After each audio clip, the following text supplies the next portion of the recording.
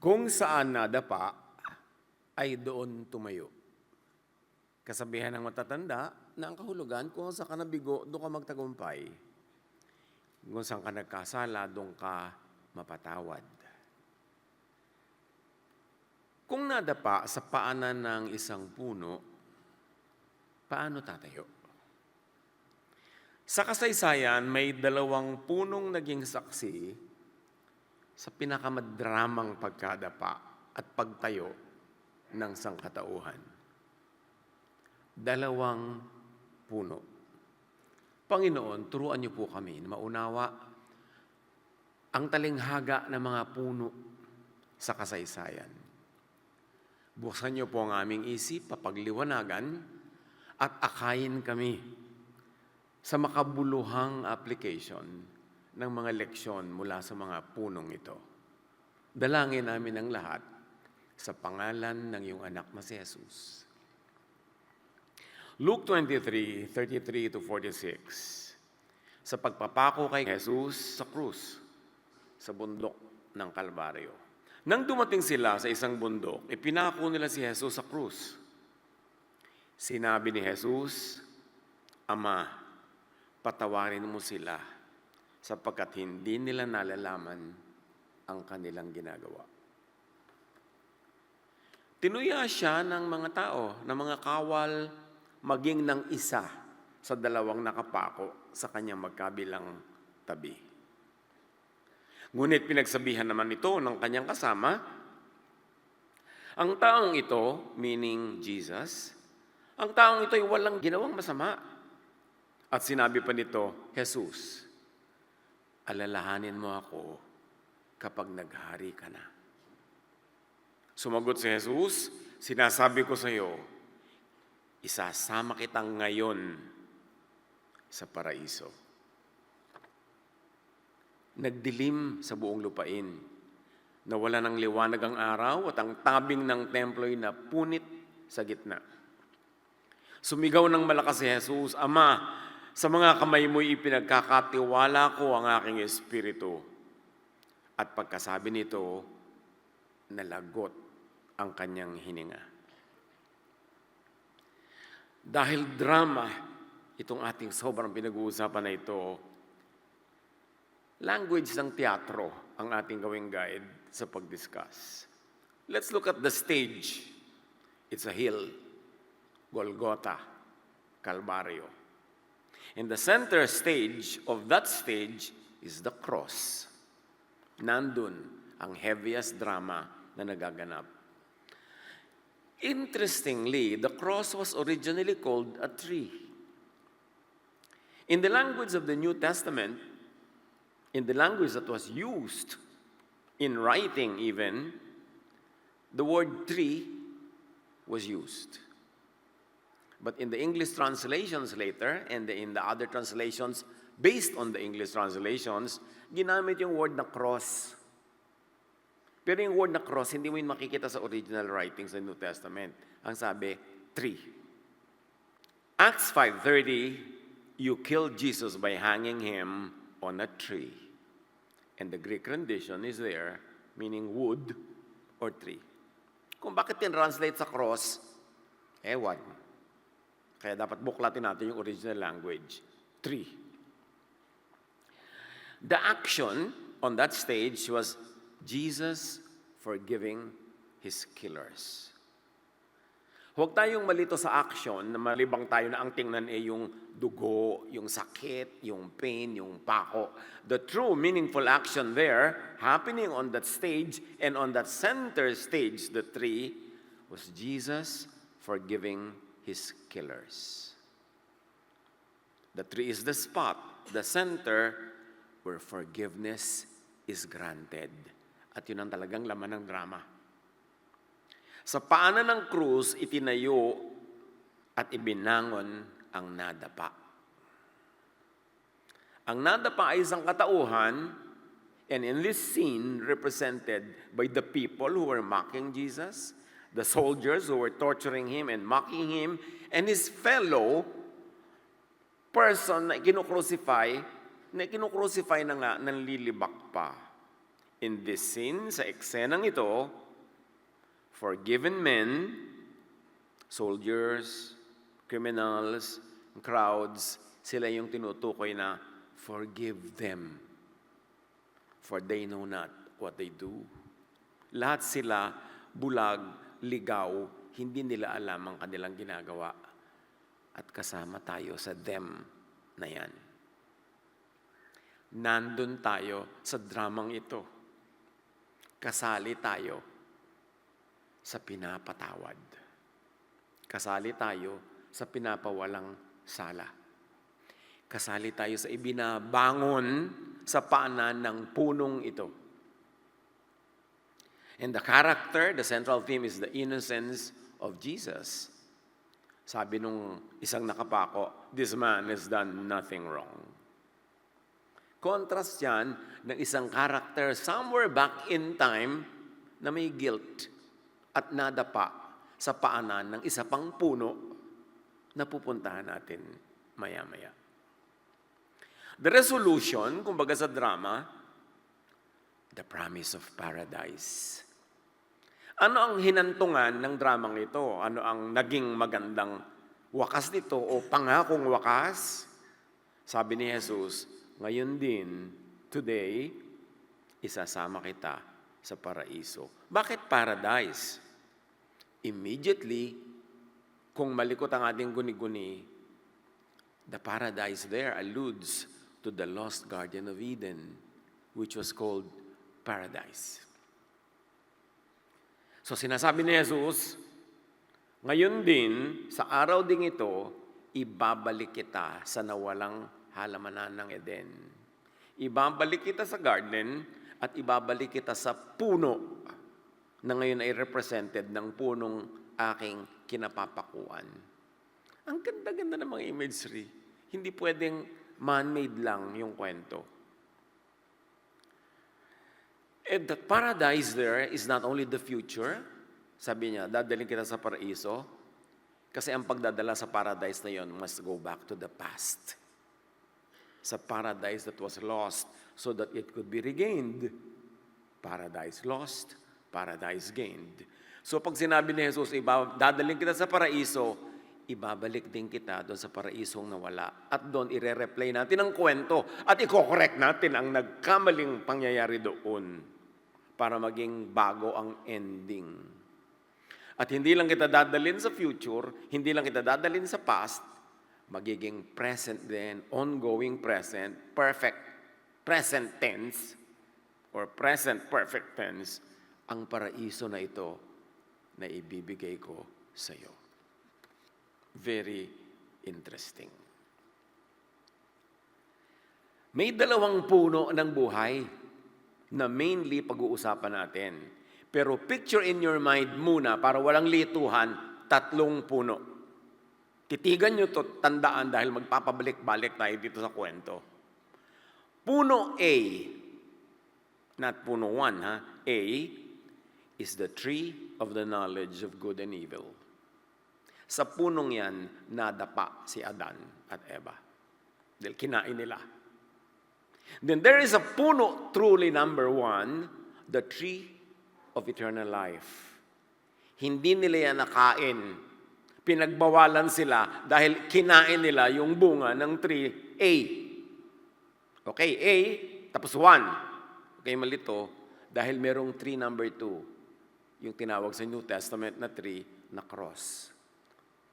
So, ang tao, dahil kinain yung bunga ng tree A, na-disqualify kumain ng bunga ng tree 1, which is eternal life, at itinuwid yun ni Jesus sa tree 2, natatawag natin 2 sa cross.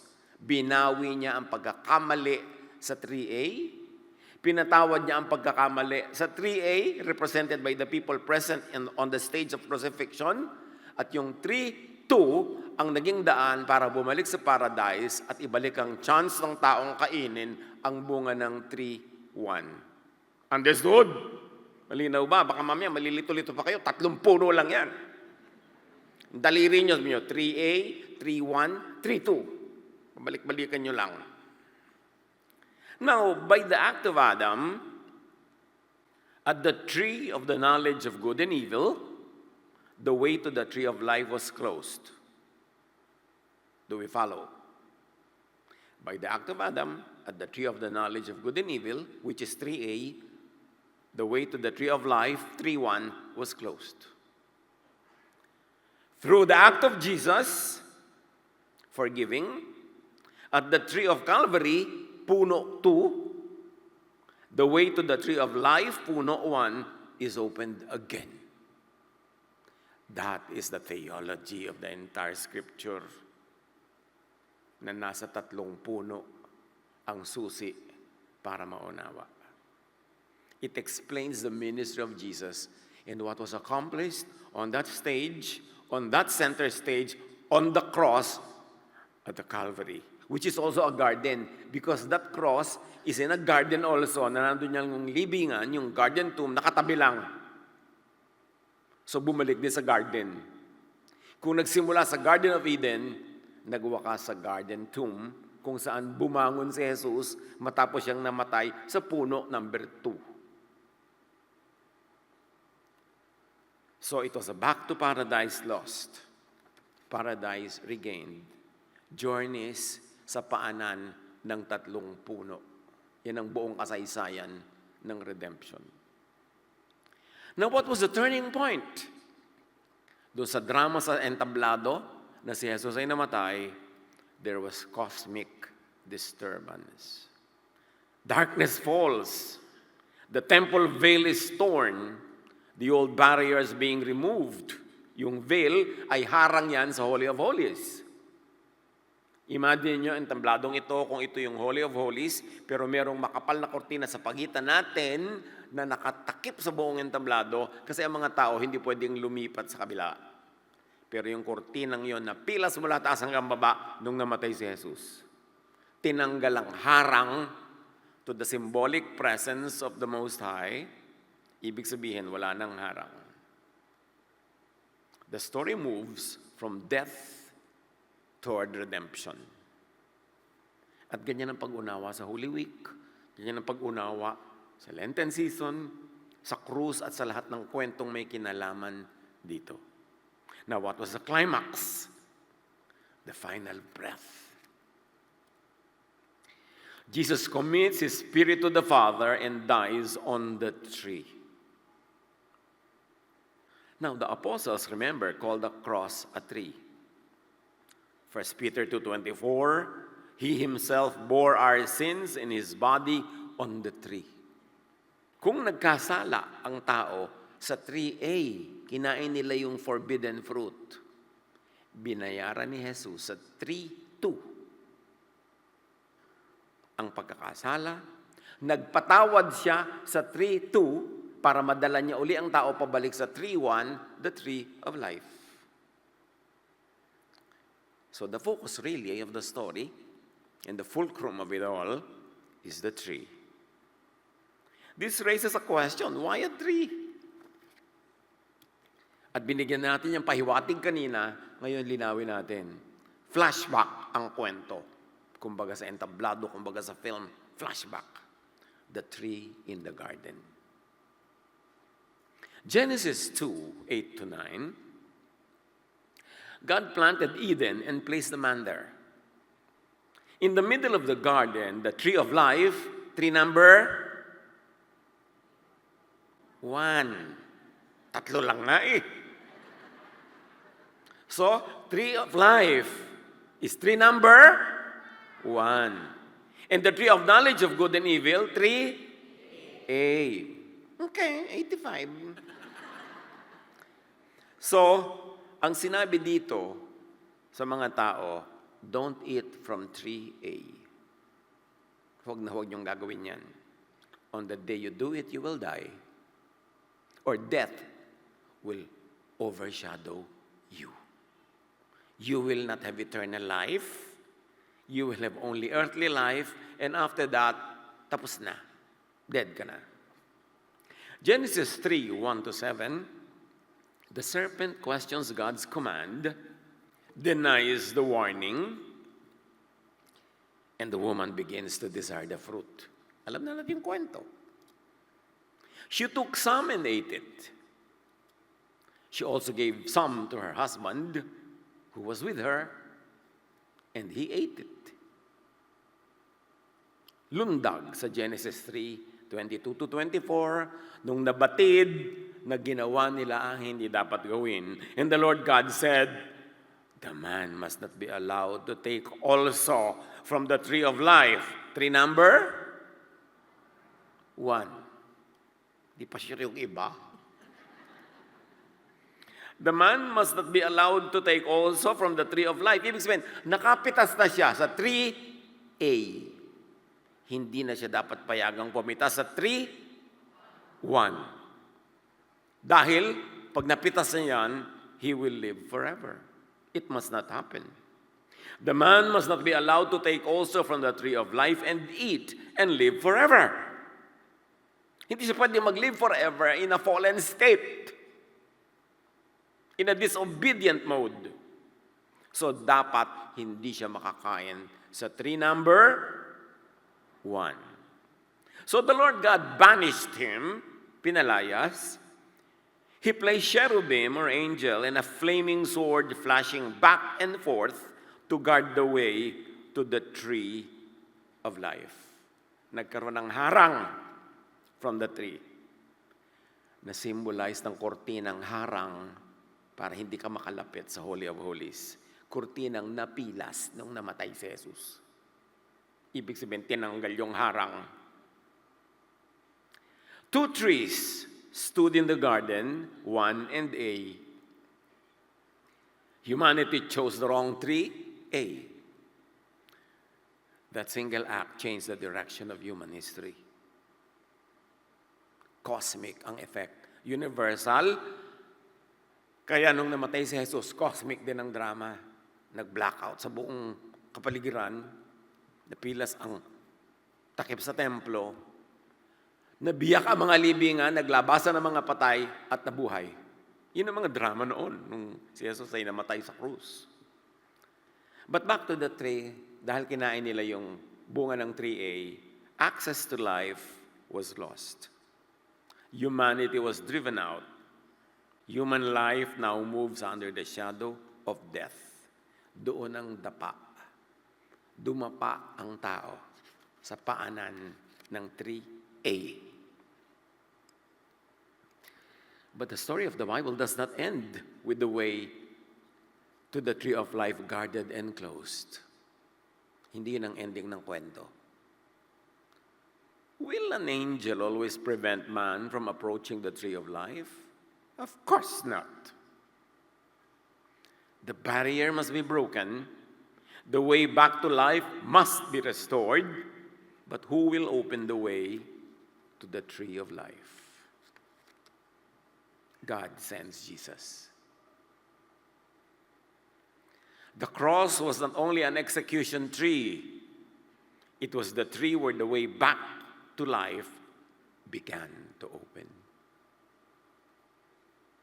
So let's return na naman to the tree on the hill, to the cross, to tree number 2. Pahina ng pahina. Acts 5:30, the God of our fathers raised Jesus whom you killed by hanging him on the tree. So nagpabalik-balik lang sa 3 puno na yan ang buong kwento. The cross is not an accident.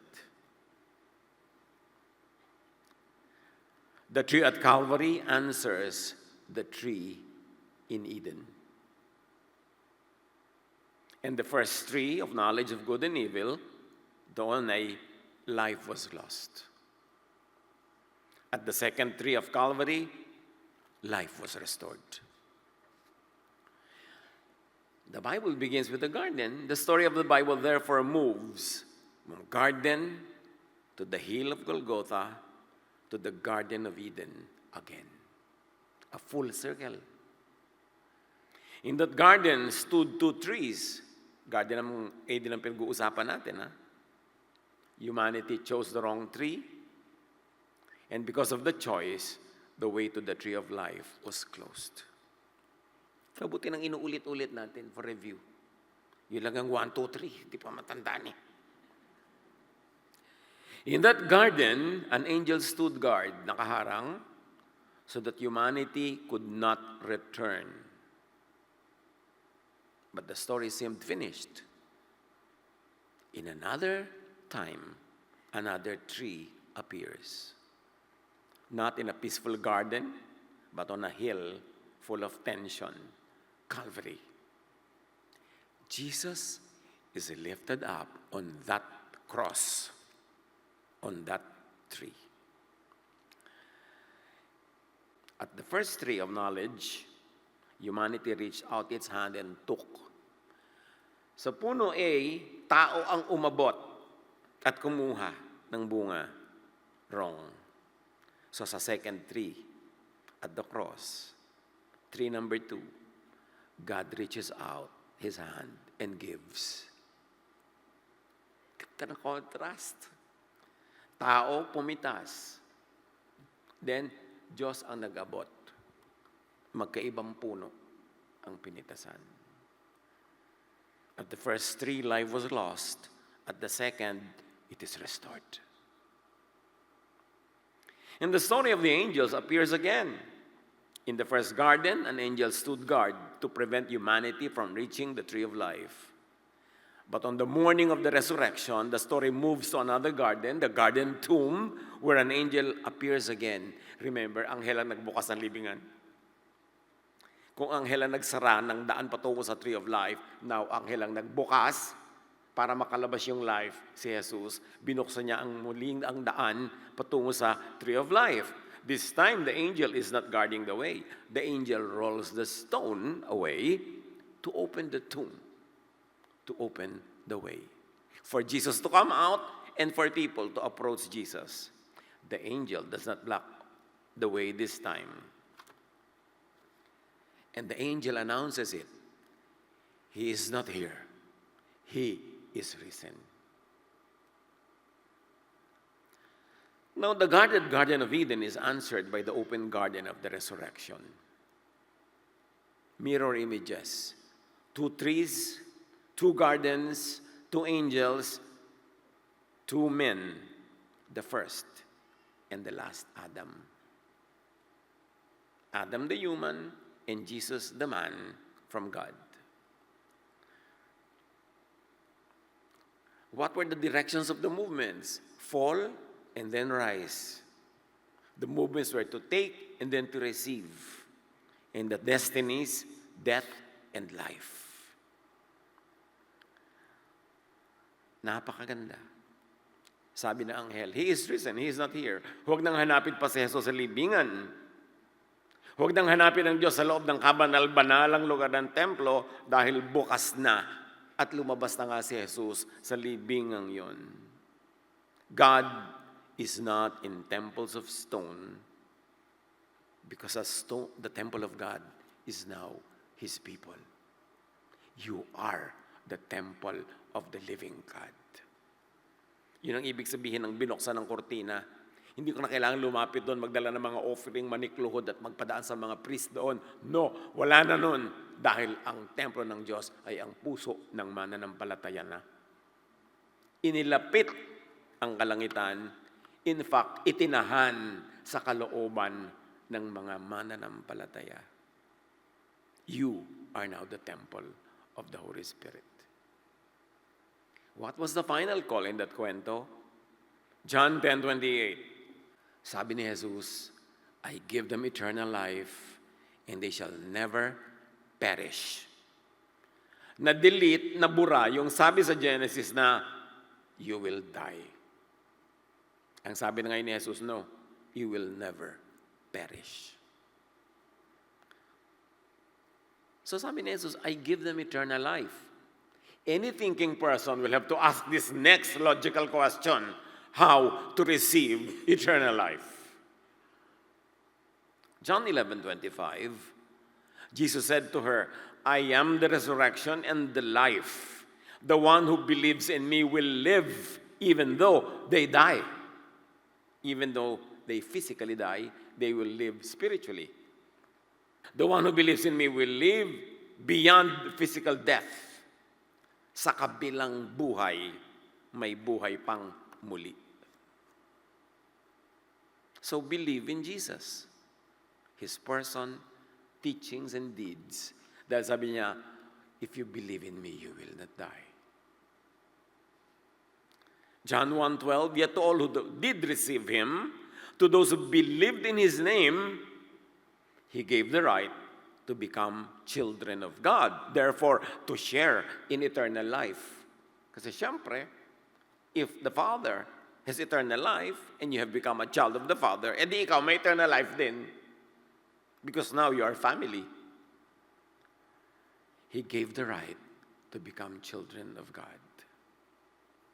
John 5:24, very truly I tell you, whoever hears my word and believes Him who sent me, the Father, has eternal life and will not be judged, but has crossed over from death to life.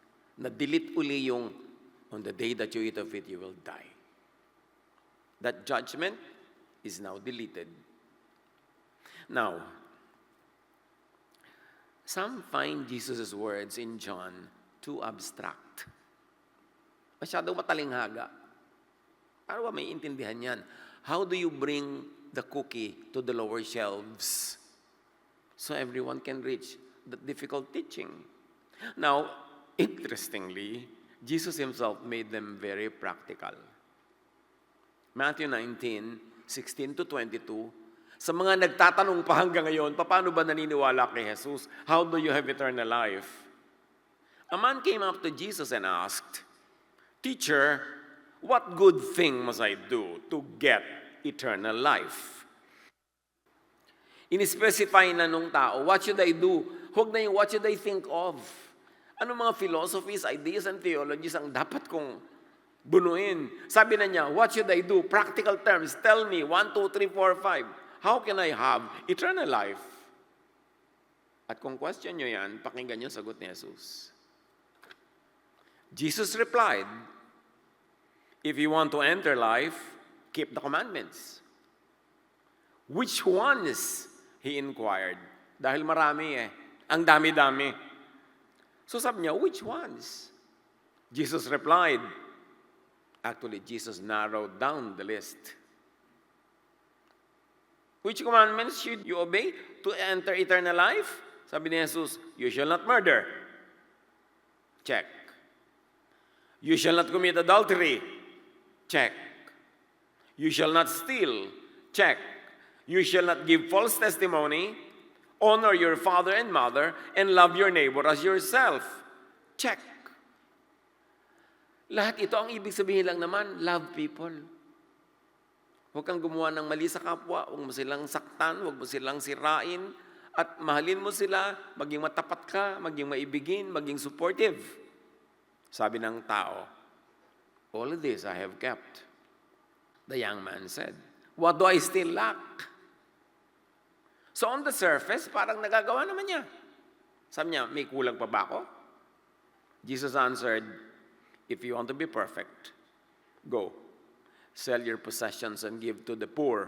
Again, love na naman ito, give to the poor.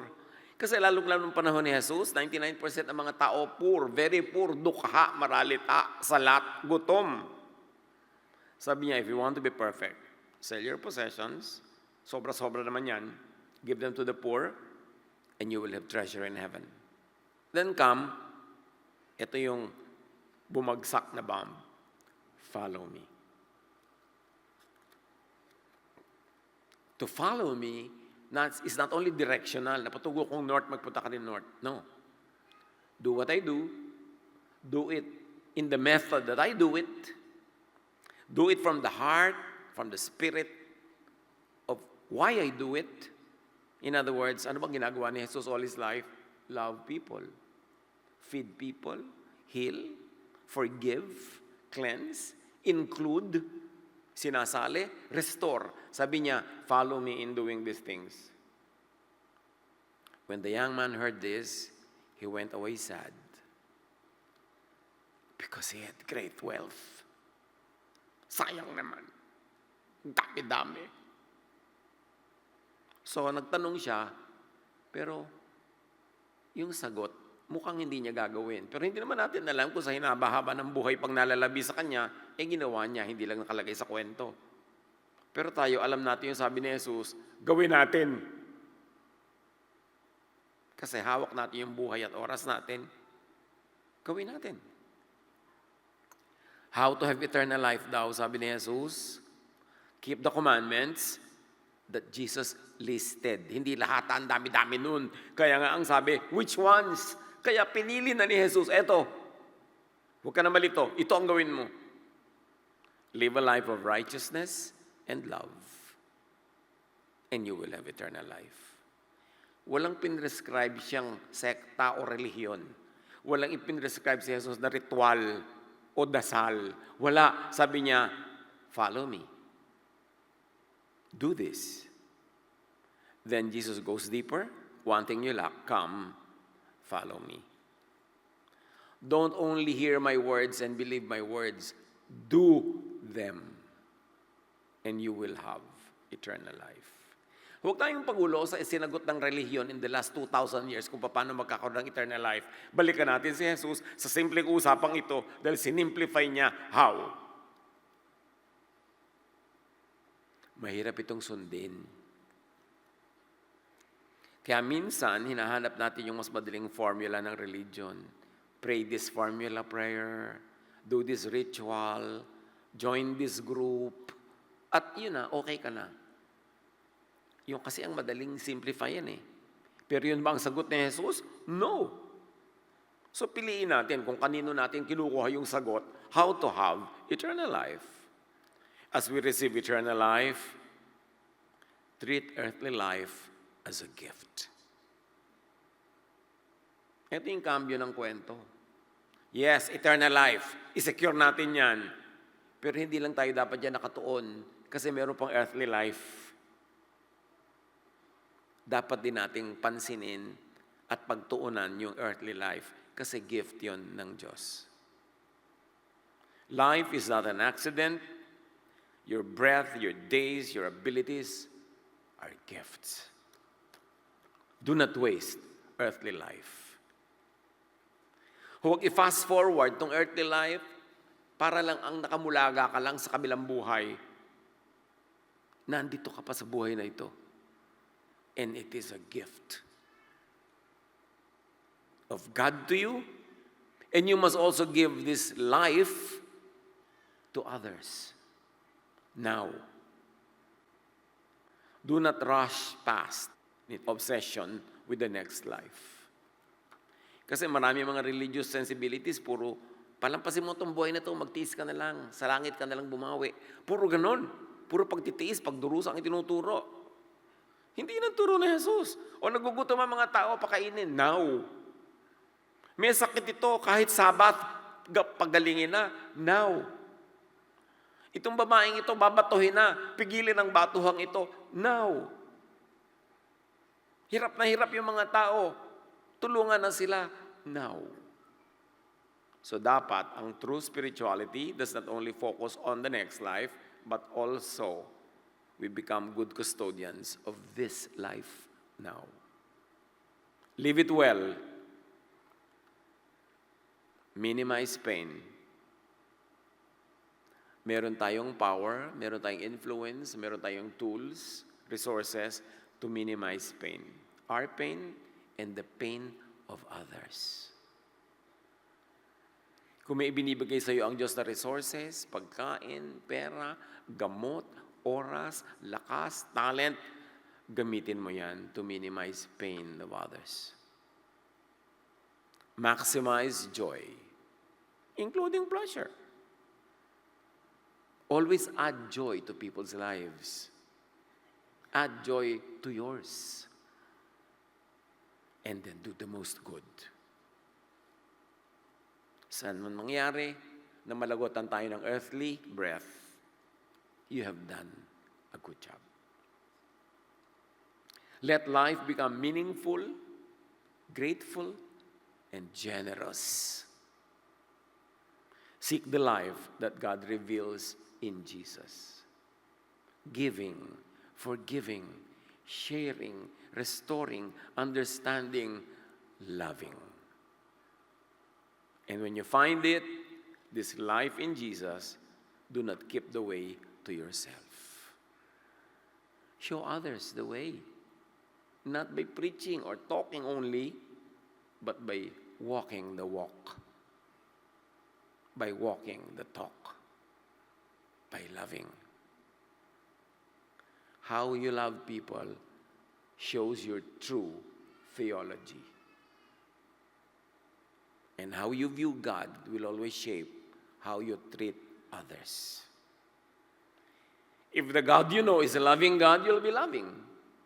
But if the God you worship in your mind is a vengeful, angry, hateful God, magiging ganun ka rin. So linawin ang pagkakilala sa Diyos Ama, daanin sa pagpapakilala sa Kanya ng anak. Jesus is the image of the invisible God.